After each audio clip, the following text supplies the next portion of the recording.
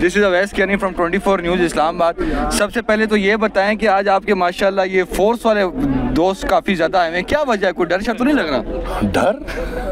डर जिसको लगता है वो घर बैठे। अच्छा, हम घूम रहे हैं और अगर मेरे साथ ये लोग घूमे तो हमें डर नहीं। अच्छा एमएल साहब ये बताएं, पता चल रहा है कि डर किसको लग रहा है। अच्छा एमएल साहब ये बताएं कि सेनेट का इजलास होता है, आपकी तकरीर होती है, उसके बाद जो है वज़ीर मुमलिकत दाखिला तलाल चोई साहब आके यहाँ पर बात करते हैं, उसके बाद ट्विटर पे जो है बातचीत होती है, तो ये क्या मामला है? और स्पेशली तौर पर ये जो मिनिस्टर इनक्लेव वाला जो उन्होंने एलिमेंट उठाया है तलाल चोई साहब ने, उस पर आप क्या कहेंगे? ये बेवकूफ़ है, अपने आप को खुद ही बातों में फंसाएंगे। मैं चाह रहा हूँ कि मैं इन सब बातों का जवाब फ्लोर ऑफ द हाउस पे दूँ। मैं आज भी इसीलिए आया था कि मैं फ्लोर ऑफ द हाउस पे वो जवाब दे दूँ। जैसे मैं इजलास मुलतवी हो गया, कोई मसला नहीं, थर्सडे को इजलास है, I will make it again.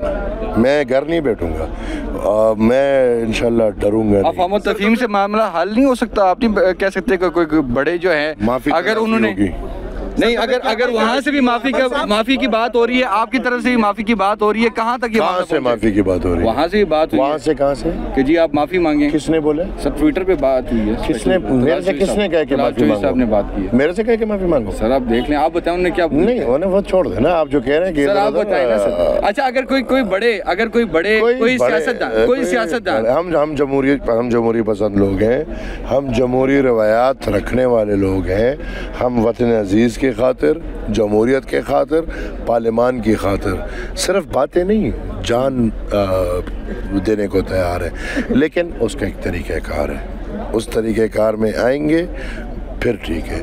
मैंने क्या बात की?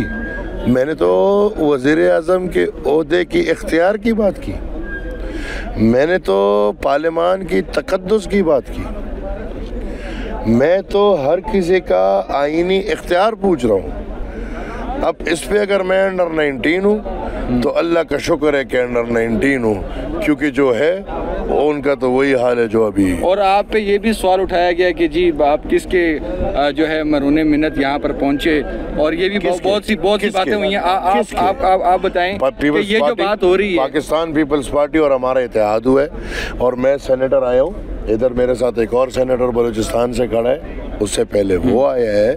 मसला ये नहीं है, मसला ये है कि तकलीफ ये है कि ये कैसे आ गया, क्योंकि ये आके जो कर रहे हैं वो बर्दाश्त से बाहर है। सोच समझ के आपने तकरीर की है, कोई जोश पे तो नहीं तकरीर की? मैं आया इसीलिए हूँ, मैंने पहले दिन कहा है ना, ये मेरी पहली तकरीर है, मेरी हर तकरीर उठा के सुन लो, हम किसी से डरते नहीं। खुदा एक है, खुदा एक है और वही खुदा है। मौत का इख्तियार उन्हीं के पास है, ये इख्तियार हम किसी को देते आप नहीं। पीछे नहीं हटेंगे। हम ऊपर देखते हैं तो अल्हम्दुलिल्लाह हमें सिर्फ आका नजर आता है, हमें फिर इंसान नजर नहीं आते। ऊपर नहीं यार, मिनिस्टर इनक्लेव ये लोग पागल हैं। जी सर, ये बात मिनिस्टर इनक्लेव, आप मीडिया वाले हैं, वहाँ पे जाके पूछे किस किस को घर मिला हुआ है? वो तो क्या मैं वाहिद सेंटर वहाँ मिला हुआ है? PTI के मेंबर्स को मिला हुआ है, वहाँ पे सेनेटर्स रह रहे हैं, हमारे हिदायत जी साहब इनक्लेव के अंदर रह रहे हैं, और हम तो फिर भी चलो एज पार्लियामेंटेरियंस रह रहे हैं। क्या हम काला चट्टा खोल दें कि जो लोग बगैर पार्लियामेंट के हैं, ना वजीर है ना मुशीर है, और वहाँ रह रहे हैं? अजीब काम है। सिक्योरिटी के हवाले से बात कीजिएगा, क्योंकि सिक्योरिटी भी आपसे वापस ली गई है, उसके हवाले से जरा वजह। सिक्योरिटी वापस ले ली गई है मेरे ख्याल में। वजाहत में कौन सी थी सिक्योरिटी? इस्लामाबाद मेरे पास इस्लामाबाद पुलिस नहीं थी, मेरे पास फ्रंटियर कांस्टेबलरी की थी, मेरे पास 470 पुलिस की थी, और मेरे पास पेशावर में एक नया इदारा बना है, कोई सिक्योरिटी डिवीज़न, उनकी थी। ये आज की नहीं है, ये सिक्योरिटी हमारे पास 2008 से चलती आ रही है। एक दफ़ा वो एक जज आया था जो बड़ा मशरूट था, हर जगह घूम रहा होता था, वो साकिब निसार, तो वो साकिब निसार ने एक दफ़ा हुक्म किया कि वापस करो। वो अगले दिन सुबह उसने फिर बर्दाश्त नहीं कर पाया, सिक्योरिटी हमें वापस मिल गई। उससे भी गिरफ्तारियां हुई है, राज्य से भी हुई है, इस्लामाबाद मुख्तलिफ इलाकों से भी हुई है, तो क्या आप भी डरते हैं? मतलब यही खौफ है कि मुझे यार ये छोड़ दो, पकड़ लो, मैं तो खुला घूम रहा हूँ। कोई केस हम ना दरवाजों पे फंस गए, ना लोकेशनें छुपा रहे हैं, ना कहीं अंदर से बैठ के ट्वीटें कर रहे हैं, ना हम खुला घूम रहे हैं। अच्छा सर, आपका भी क्या आप माफी की बात आप कर रहे हैं एट दी एंड हम आपको गिरफ्तार करेंगे या इस तरह की जो बात भी है? आप मुझे जानते हुए क्या इनकी हिम्मत है कि ये बात करें?